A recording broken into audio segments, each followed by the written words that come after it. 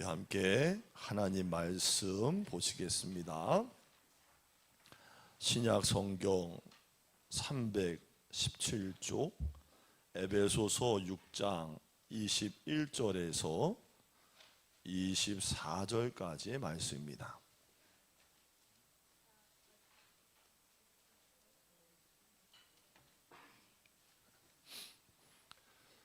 신약 317쪽 에베소서 6장 21절에서 24절 말씀 다 찾으셨으면 아멘. 자, 한 목소리 천천히 한번 읽어보겠습니다. 시작. 나의 사정 곧 내가 무엇을 하는지 너희에게도 알리려 하노니 사랑을 받은 형제요 주 안에서 진실한 일꾼인 두기고가 모든 일을 너희에게 알리리라. 우리 사정을 알리고 또 너희의 마음을 위로하기 위하여 내가 특별히 그를 너희에게 보내었노라. 아버지 하나님과 주 예수 그리스도께로부터 평안과 믿음을 겸한 사랑이 형제들에게 있을지어다. 우리 주 예수 그리스도를 변함없이 사랑하는 모든 자에게 은혜가 있을지어다. 아멘. 옆에 계신 분 다시 한번 깨우고 인사합시다. 하나님이 은혜를 주십니다. 아멘. 여러분, 에베소서 오늘 읽으셨죠? 이 에베소서라는 뜻은 욕망과 소망이라는 뜻을 가지고 있는데, 에베소는 터키의 이즈미르 남서쪽 약 50km 지점에 있던 이오니아의 고대 도시였어요. 지중해 연안에 위치하고 있죠. 바울이 전도할 당시의 인구가 약 25만 명 정도가 되는 아주 큰 도시였고, 찬란하고 아름답게 본명을 꽃피웠던 도시가 바로 에베소였는데, 이 에베소가 무너져요. 그리고 지금은 고스란히 그 잔해만 남아 있습니다. 사도행전 19장 말씀 보니까 바울이 두란노 서원을 세워서 하나님 말씀을 강론하고 에베소 교회의 장로들을 만나서 눈물로 호소했던 그 귀한 교회가 무너졌다는 거예요. 그럼 왜 이렇게 허물어졌어야만 됐을까? 특별히 요즘처럼 한국 교회가 다양한 도전과 불확실함을 겪는 이 시대에 바울이 꿈꾸는 교회가 뭐냐, 이 많은 생각을 하게 해줘요. 특별히 에베소서는요, 교회론을 중심으로 하기 때문에 바울이 로마서에 버금가는 기독교의 진수를 가득 담은 이 에베소서를 어떻게 마무리했는지가 참으로 궁금해집니다. 그래서 제가 오늘 읽은 이 말씀이 에베소서의 마무리격인 끝에 있는 인사예요. 우리 주 예수 그리스도를 변함없이 사랑하는 모든 자에게 이것이 있을지어다. 자, 무엇이 있을지어다? 여러분 성경에는 잘 안 보이는가 보죠? 뭐가 있을지어다? 은혜가 있을지어다 라고 말을 해요. 바울이 에베소 교회를 축복하고 싶었던 말은 여러 말이 아니에요. 교회에, 성도에 하나님의 은혜가 있기를 원한다, 이 말이에요. 여러분, 하나님의 은혜는요, 바울 서신에서 공통적으로 다루어지고 있는 주제예요. 바울이 그토록 어렵고 힘들고 심오한 많은 이론과 교리를 이야기하면서도 꼭 잊지 않고 마지막에 남긴 축복의 언어는 한결같습니다. 여러분에게 은혜가 있기를 원합니다, 이 말이에요. 여러분, 은혜라는 말 많이 써요? 많이 쓰지요. 저도 가만히 한번 생각을 해봤더니요, 이번 참에 진짜 은혜라는 말이 많이 쓰더라고요. 성도님이 손에다가 갑자기 떡을 주면은 은혜입니다 그러고요, 맛있는 거 사줘도 은혜입니다 그러고, 설교 잘 들었습니다 그래도 은혜입니다 그러고, 은혜를 참 많이 씁니다. 은혜. 바울이 이 은혜를 그럼 어떻게 요약을 했냐? 바울의 은혜에 대한 요약은 바로 이거예요.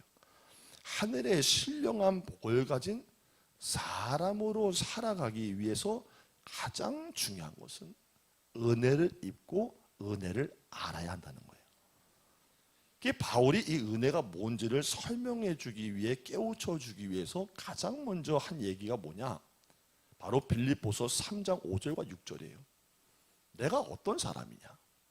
내가 어떤 존재이냐? 이것을 설명을 합니다. 나는 가말리엘의 문화생이요 헬라어와 히브리어에 능통하며 로마 시민권을 가진 자로서 율법에는 흠이 없는 자다, 이렇게 설명을 해요. 자, 이 정도면 대단해요, 대단해요.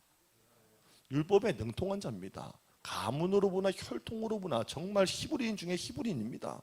그런데 그가 그런 자신에게 동일하게 적용한 말씀이 있어요. 에베소서 2장 1절에서 3절이에요. 내가 그렇게 누가 봐도 훌륭하고 성실하고 대단한 사람이지만 나를 창조하신 하나님, 누가? 나를 창조하신 하나님이 나를 볼 때는 본질상 죄와 허물로 이미 죽어버린 존재일 수밖에 없다는 거예요. 자, 여러분 인정하십니까? 나는 죄와 허물로 이미 죽어버린 존재다. 자신이 자기를 이해하는 나됨과 선택한 인생의 목적이란 것의 마지막이 결국에는 위선과 파멸뿐임을, 자신은 그러한 선택을 할 수밖에 없는 죄의 깊은 뿌리를 가지고 있는 자요, 하나님께서 보실 때는 정말로 구원을 받을 수밖에 없는 자라는 것을 사도 바울은 깊이 깨닫고 있다는 거예요. 뿐만 아니라요, 바울은 자신이요 희망이 없는 자라고 말해요. 절망적인 자기의 운명을 돌이킬 만한 능력도 없는 존재라고 고백을 합니다.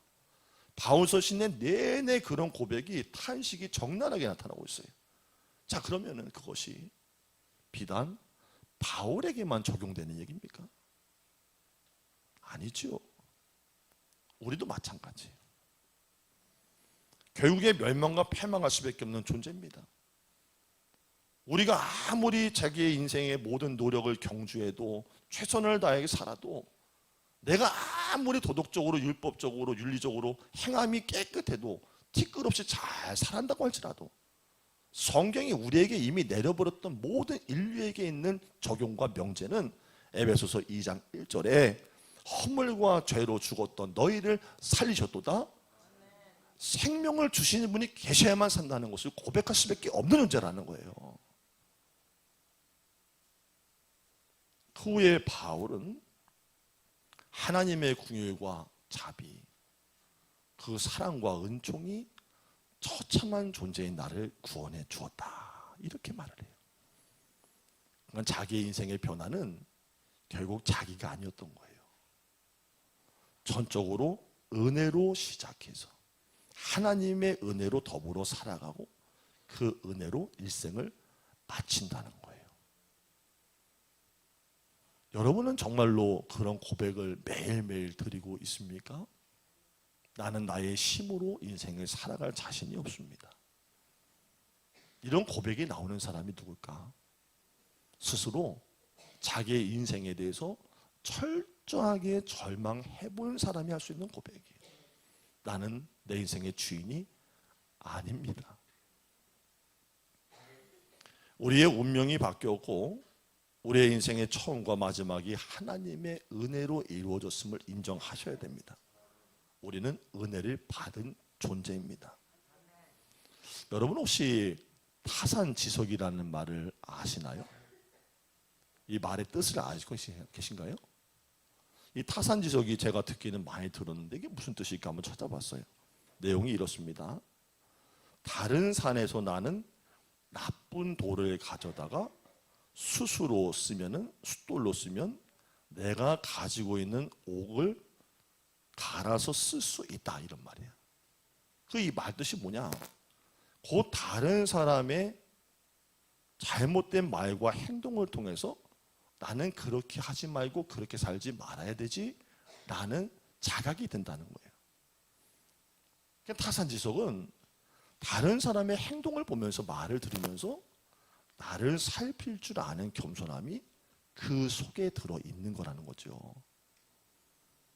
여러분 자신이요 정말 죄인이라는 것을 깊이 성찰할 줄 아는 사람은 언제 어디서나 겸손할 수밖에 없어요. 또한 절망적인 죄인이 아무 공로 없이 하나님의 선물로 구원을 받았다는 사실을 믿는 사람의 속에서는 감사가 떠날래야 떠날 수가 없는 거예요. 따라서 만약에 우리 속에 겸손과 감사가 점점 사라져서 나의 일상 속에 말이나 행동 속에 그리스도인답지 않은 섬뜩한 날래가 자꾸 나기 시작을 한다면 그 사람은 이미 받은 은혜를 쏟아버렸거나 은혜를 쏟아버리고 있거나 상당히 변질되었다는 신호로 여겨서 회개하고 돌이켜야 합니다. 여러분, 하나님이 우리를 죄에서 구하시고 아들을 죽이기까지 사랑했다는 그 사실을 깨달은 사람에게 자연스럽게 나오는 질문이 있어요. 그럼 왜 전적으로 희망이 없는 나를 하나님이 살려주셨을까? 왜 구원해 주셨을까? 나를 향하신 하나님의 뜻과 목적은 무엇일까라는 질문이 따라올 수밖에 없는 거예요. 자, 그럼 이 질문이 나오고 나면 무엇이 시작됩니까? 내가 누구인지를 깨닫고 나니까 사명이 시작이 되는 거예요. 자, 도식이요. 함께 합시다. 나는 죄인입니다. 하나님의 은혜로 구원받았습니다. 그래서 사명 따라 삽니다. 자, 시작.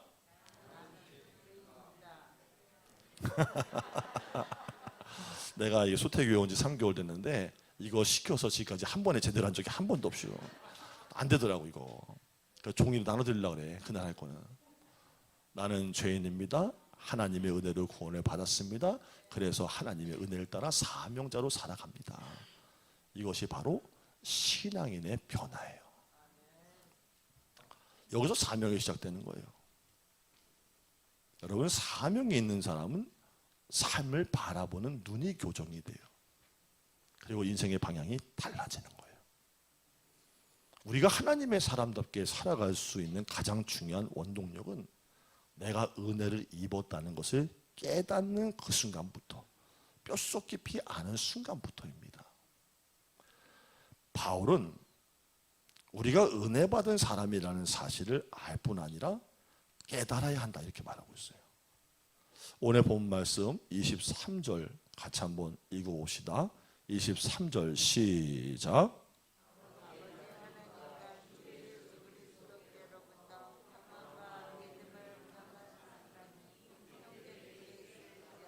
아멘. 예수 그리스도로부터 평안과 믿음을 겸한 사랑이 형제에게 있을지어다. 에베소의 성도들을 축복해요. 은혜를 알아, 지식적으로 알아, 그거 들어봤지 하는 것과 내가 깨닫는 것에는 결이 다르고 깊이가 다르다는 거예요. 물론 은혜를 안다는 것 자체가 굉장히 우리에게 중요하고 힘이 되죠. 하나님의 은혜가 뭔지를 알게 되면은 사람과 세상을 보는 관점이 달라지는 거예요. 새로워지는 거예요. 그러나 진정한 삶의 변화는 언제부터 일어나냐? 제가 목회해 보니까 교회를 왔다 갔다 성경책 가지고 왔다 갔다 한다고 변화되는 건 절대 아닙니다. 절대로 여러분 착각하시면 안 돼요. 교회를 오래 다니는 게 목적이 돼서는 안 되는 거예요. 10년 다니고도 그대로인 분이고요. 정말로 석주만 교회를 나왔다가도 은혜 받고 체험을 가져서 깨달은 자가 되는 분도 있습니다. 그러니까 삶의 변화는 언제부터 그럼 돌아서고 바뀌냐?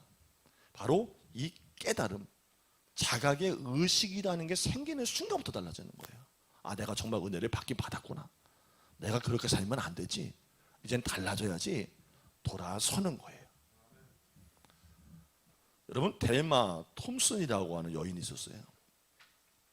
제2차 세계대전 중에 한 장교하고 사랑에 빠져서 결혼을 해요. 그 남편을 따라서 캘리포니아 주에 있는 모하비 사막 육군 훈련소로 따라갑니다. 그 남편 가까이 가기 위해서 이사를 했는데 막상 갔더니 그 사막에 막 모래바람으로 가득한 그곳에서 삶이 거칠고 참으로 고독했던 거예요. 남편이 훈련을 나가면은 온도가 50도까지 치솟는 그 날씨 속에서 혼자 있는 거예요. 그 밤의 온도는 뚝 떨어져 가지고 0도, 영하 10도까지 떨어지는 거죠. 해수보다 낮은 지역이기 때문에 낮과 밤의 기온차가 상당히 심했던 거예요. 근데 더 중요한 것은 이 사람이 영어인데 주변에 영어를 못하는 멕시코 사람들하고 인디언들만 가득 있었던 거죠.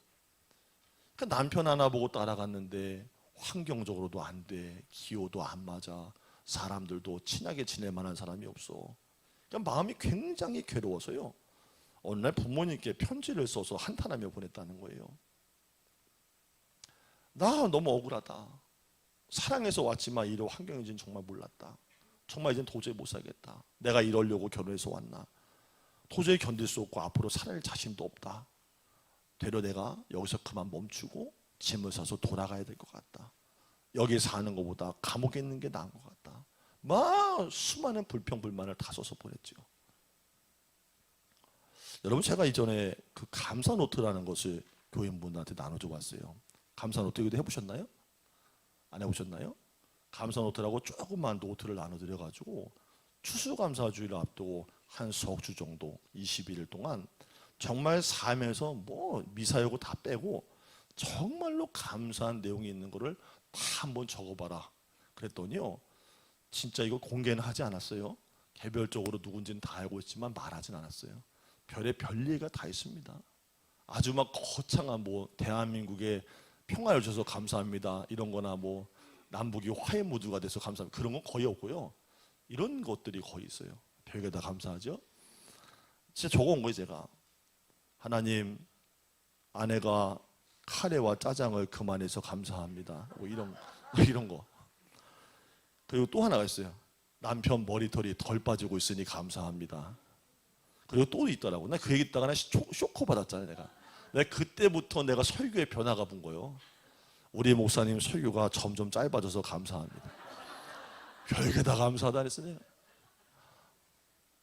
그 감사 노트에 보니까 감사라고 해봐야 사실 어떻게 보면 되게 소소한 감사들이 많아요. 얼른 받으셔, 얼른. 그 사람도 얼마나 힘들겠어. 빨리 받아요. 그러니까 약간 말씀드린 델마 톰슨도 아버지한테, 엄마한테 나 너무 힘들고 외로워요 라고 보냈는데 드디어 부모로부터 답장이 딱 왔어요. 딱 2줄이 들어있습니다. 그 내용이 이렇습니다. 감옥의 문창살 사이로 밖을 바라보는 2사람. 한 사람은 언제나 흙탕물만을 바라보고 한 사람은 고개를 들어 반짝이는 별을 바라본다. 야, 이런 부모님 참 멋있잖아요. 편지를 읽고 처음에는 섭섭했대요. 이게 뭐야? 나한테 뭐 너 사랑해, 어쨌든 잘 지내고 있지, 괜찮아, 나아질 거야, 그렇게 보낼 줄 알았는데 2마디 딱 써서 보낸 거예요. 이 말을 부모님의 그 글을 곱씹고 또 되뇌다 보니까 깨달음이 오더라는 거예요. 함께 합시다. 은혜도 곱씹고 되뇌다 보면 아하 한다. 그 글을 곱씹고 되뇌어 보니 깨달음이 온 거예요. 아, 그렇구나. 내가 있는 여기서도 새로운 삶이 주어질 수 있겠구나. 내가 그동안 무엇을 바라보고 살았지? 그리고 나서 한 번도 본 적이 없는 그 지역의 밤하늘을 그냥 무심코 계속 보고 있었다는 거예요. 정말만 쏟아질 것 같은 아름다운 별빛들이 그녀를 맞이해 주는 거예요. 그리고 신기하게도요, 주변에 그렇게 말이 안 통해서 서먹했던 인디언들에게 작은 관심을 자기가 먼저 줬더니 그들이 관광객에게 팔지도 않았던 골동품들을 하나하나 선물로 가져다 주면서 서로 소통이 되고 마음을 나누고 사람 사는 정을 느끼게 되더라는 거예요. 이후에 그녀는 사막의 다양한 식물을 연구하고 시작합니다. 사막의 낙조를 바라보며 인생을 노래하고요. 오래전에 자기가 있던 바로 그곳이 바다였다는 것을 증명하는 조개 껍질들을 찾아보기도 해요. 그럼 무엇이 그녀를 변화시켰습니까? 여러분 보실 때는 제가 말씀드린 아까 기후, 환경, 사람들 변했나요? 하나도 변한 게 없어요. 달라진 게 하나도 없어요. 그대로예요. 자, 그럼 바뀐 건 누굽니까? 변화된 건 누군가요? 그렇죠. 지금 그 대답하신 분이 바로 깨달은 분이에요. 나 자신이요. 나의 깨달음인 거예요. 그거 하나만 바뀐 거예요. 절망적인 현실 속에 절망만 있는 것이 아니라 새로운 삶이 있다는 마음의 변화, 그것이 그녀로 하여금 다른 것을 볼 수 있는 눈을 활짝 열어줬다는 거예요. 그러니까 어제까지는 절망적으로 보이는 것들이 새롭게 보이는 거예요. 좌절로만 보이던 것들이 생명처럼 보이기 시작하는 거예요. 불평거리들이 감사거리로 바뀌는 거예요. 그러니까 그때부터 일상이 즐거운 모험이 되고 여정이 되는 것이라는 거죠. 바로 델마 톰슨이 그렇게 하루하루를 바뀌면서 살아가다가 자극을 받고 감격한 나머지 그것을 소재로 자신의 일상에 책을 씁니다. 그 제목이 빛나는 성벽이라는 책인데 이 소설이 나오고 베스트셀러까지 올라가게 되었다는 거예요. 아무리 어려운 현실과 암담한 상황 속에 있다 할지라도 여러분과 제가 하나님의 은혜 가운데 살고 있다는 것을 깨닫는다면 그 자리에 주저앉지 않을 수 있습니다. 나는 무능하지만 능력이 많으신 하나님이 나와 함께 하시기 때문입니다. 바로 이것이 내가 하나님의 은혜 가운데 살아가고 있다는 깨달음을 갖는 거예요. 자, 그러면은 내가 죄인이었고 하나님의 은혜로 구원을 받았고 은혜로 사명자가 되어 살아가는데 은혜를 깨달았다면 이제 마지막 단계로 해야 될 게 뭐냐? 바울은 은혜를 받았으면 깨달았으면 증거하는 삶을 살아야 된다 강조합니다.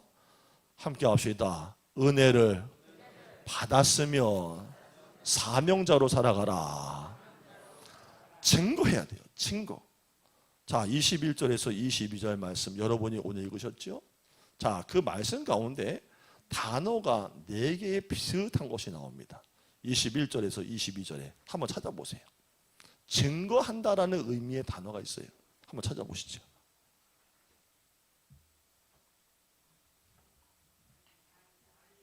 이거를 찾은 분은 내년에 추수감사 예배 축제할 때 최재훈 집사님하고 같이 춤을 추는 거예요. 너무 좋아. 할렐루야.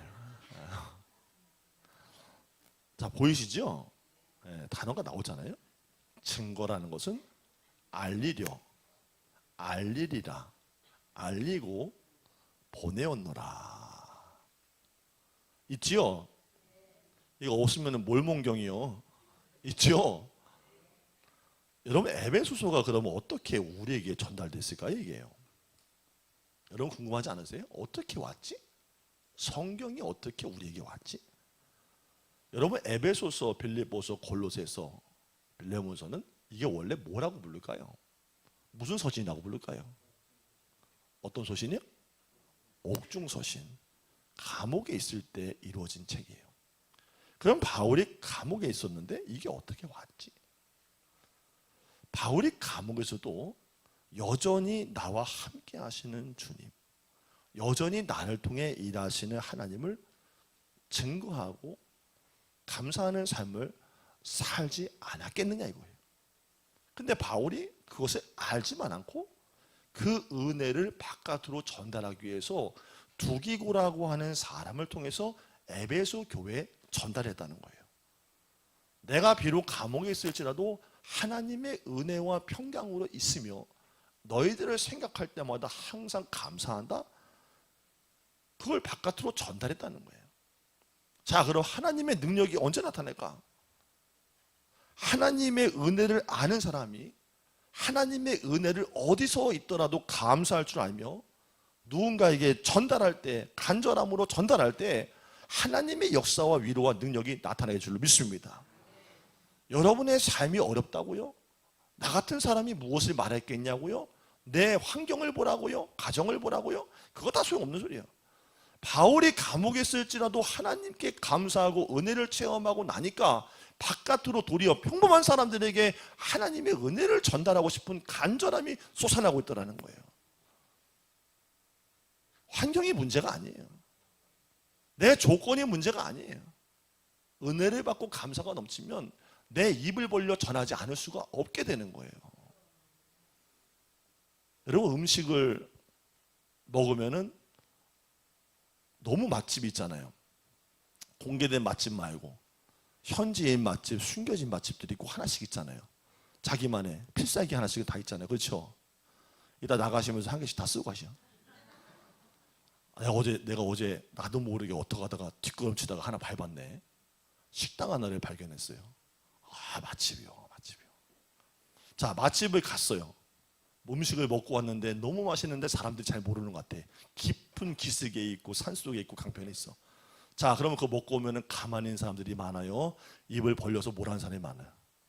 여러분 어떻게 하세요? 그 이래요? 절대 말하지 말아야지. 나만 가야지. 그러나요? 그거 희한합니다. 내가 언제 알려달라고 그랬나? 꼭 가야 된다고. 너는 거기 가서 먹어봐야 된다고. 그런 건 없다고. 정말 맛있다고 계속 얘기합니다. 얘기하고야 말아요. 알려주고 싶은 마음이요. 자, 증거가 어려운 게 아니에요. 보세요. 알리려, 알리리라, 알리고 보내오너라. 그냥 말하고 싶은 거예요. 알려주고 싶은 거예요. 여러분, 사람은 내 안에 충만하게 차 있는 것이 바깥으로 흘러나올 수밖에 없는 거예요. 복음의 은혜를 받고 감격이기 때문에 흘러나온다는 거예요. 식당을 알아도 그 정도라는 거예요. 여러분, 제가 교회를 개척한 게 2004년도 겨울이거든요. 지하실에 개척을 했어요. 근데 뭐 차도 없지, 새벽 예배 갈 수 있는 어떻게 방법도 없지. 버스로 가면 20분 정도 마을버스를 타고서 가야 되는데 떨어져 있으니까 교회까지. 그 교회를 가려고 5시 반으로 새벽 예배 시간을 맞춰놓고 개척하고 나서 버스를 타고서 새벽 예배를 다닌 거예요.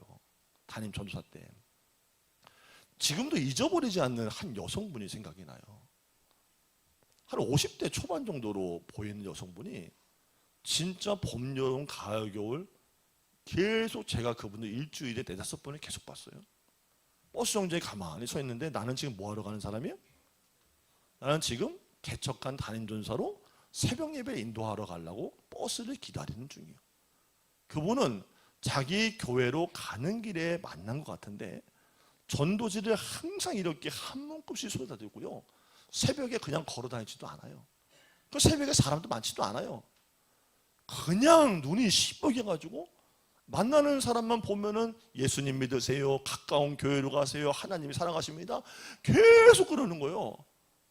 자, 우리 교회도 그런 분 있죠? 시작. 누가 있어요? 누구요? 할렐루야, 할렐루야. 한 분 있다네요. 감사합니다. 정말 제가요 그때 부끄럽더라고요. 나는 담임 전도사로 교회 가서 설교하려고 가는 사람인데도 그런 마음에 넘치는 것을 주를 전할 마음이 없는데, 어떻게 보면 나는 의무적이었는데 그 여성분은 누가 시키지 않아도 그냥 사계절 내내 버스 정류장 동네 돌아다니면서 전도하는 거, 새벽에. 그리고 또 교회 가서 기도하는 거예요. 함께 합시다. 내 안에 가득한 것을 말하게 되어 있다. 우리 교회에 수많은 두기구가 필요합니다. 가정에도 교회에도 직장에도 우리의 삶 가운데도 은혜를 전달하고 증거할 수 있는 두기구 같은 사람이 필요한 거예요. 21절에 이 두기구를 뭐라고 표현하나요? 진실한 일꾼이라고 그러잖아요. 이 사람이 있기 때문에 에베소서가 바깥에서 빛을 보게 된 거예요. 내가 지금도 하나님의 은혜 가운데 살고 있습니다라는 은혜를 두기구와 함께 전해줬기 때문에 에베소서가 모든 교회와 사람들에게 전달되어 사람들의 영혼을 구원하고 교회를 세운 일을 위해 쓰여질 수 있게 되었다는 거예요. 그래서 하나님은 이 두기구를 통해서 에베소 교회를 위로하셨고 그들이 믿음으로 다시 세워지고 살아갈 수 있도록 세워주신 것입니다. 마찬가지로 우리가 해야 될 일, 결론적으로 하나님이 역사의 주인 되시고 여전히 어려운 가운데도 우리와 함께 하시고 주관하신다는 메시지를 아무리 코로나 이후에 어렵다 할지라도 누군가에게 전하며 살아가야 되는 것이고, 여러분의 일상 속에서 만난 하나님의 그 은혜와 감사거리들을 입 닫고 그냥 있는 것이 아니라 내가 하나님 만났고 은혜를 경험했더니 살맛이 나더라, 이것을 증거하게 될 때 영혼을 얻게 되는 역사가 일어나게 되는 것이에요. 여러분, 한 주간 주어진 시간 그냥 일상 살지 말고 복음의 일꾼으로 쓰여지게 되기를 주의 이름으로 축원합니다. 기도하겠습니다. 하나님의 사랑과 은혜가 나에게 흘러 들어왔으므로 내가 지금 있음을 고백합니다. 삶이 문제에 켜켜이 쌓이고 길이 보이지 않을 때라도 하나님은 우리에게 은혜를 계속 깨닫게 해주심을 믿게 하여 주옵소서. 우리 먼저 믿은 자들이 상처나고 아파하는 모든 인생에게 주의 위로와 사랑과 구원의 복음을 증거하는 도가 되게 하여 주옵소서. 예수님의 이름으로 기도드립니다. 아멘.